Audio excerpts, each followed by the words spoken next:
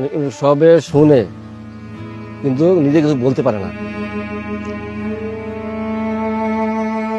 মাথা দ্বিতীয় অপারেশনের পরে ওর মাথা এক সাইড ড্যামেজ হয়ে গেছে। ডাক্তাররা বলছে অত কথা বলতেও পারে না, ওটা দোয়া করেন আল্লাহর কাছে।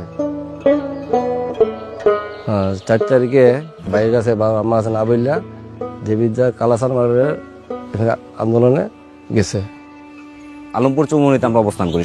তারপর যখন আমরা মিছিল নিয়ে সামনের দিকে আগাই, ওই যে আওয়ামী লীগ, যুবলীগ, ছাত্রলীগ, ওরা ছাত্রদের উপরে ধাওয়া করছে।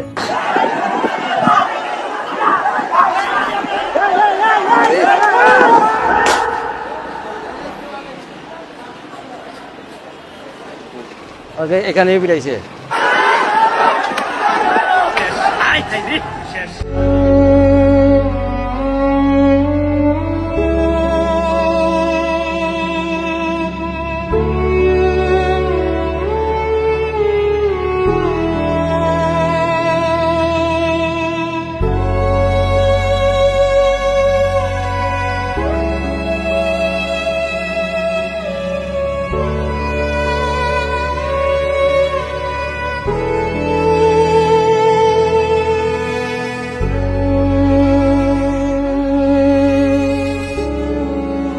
কি অনুভূতি এখন তো অ্যাকচুয়ালিতে যেভাবে জীবনযাপন করতে আছে, তার আম্মায় তার বাবায় তারে খাওয়াই দিতে হয়, কাপড় চোপড় পরাই দিতে হয়, হ্যাঁ, টয়লেটের পানিটা সহ নিয়ে দিতে হয়।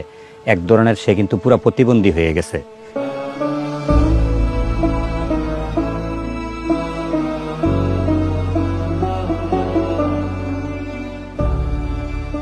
সামনে নির্বাচন, নতুন যে কোনো সরকার আসুক, যে সরকার চলে গেছে এই ধরনের কোন সরকার যেন দেশে না আসুক।